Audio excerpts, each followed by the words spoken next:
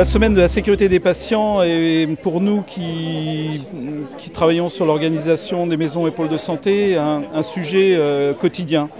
Puisque le besoin de se regrouper dans les maisons de santé, de se réunir régulièrement,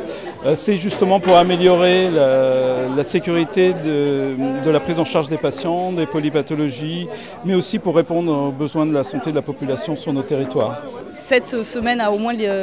l'initiative et le mérite de pouvoir réunir plusieurs professionnels autour d'une table, on pourrait dire, et bien entendu les instances qui prennent les décisions pour entendre les difficultés, entendre ce qui a déjà été fait, avoir des idées, des pistes de réflexion et c'est déjà beaucoup. Ce qui est important, c'est que des choses ont été faites, que c'est déjà positif, qu'il y a encore beaucoup de choses à faire, mais le fait déjà de sortir chacun de son quotidien et de ses propres préoccupations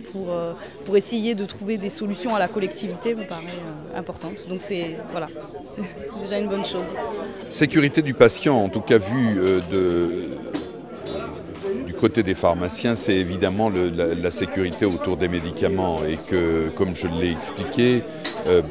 nous pharmaciens, on a essayé de mettre l'outil qui nous paraissait le plus adapté, c'est-à-dire le dossier pharmaceutique, pour accompagner cette sécurité. Mais au-delà de ça, il faut qu'il y ait une véritable, au-delà de l'adhésion des pharmaciens, il faut qu'il y ait une adhésion totale des patients, de façon à ce qu'ils soient, eux, demandeurs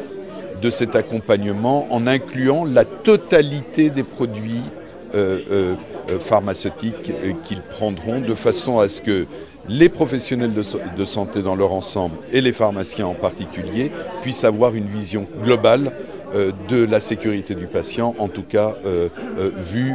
par le prisme du médicament, et je crois que ça c'est une bonne chose. Le premier message, c'est de dire que je suis heureux qu'elle existe. Ça veut déjà dire que les autorités de santé considèrent que c'est un sujet majeur de préoccupation et donc mettent en place toute une série de réflexions pour faire avancer dans les différentes directions ce problème de la sécurité du patient. Alors, le deuxième commentaire que je peux faire, c'est qu'à l'occasion de cette Semaine nationale de la sécurité du patient,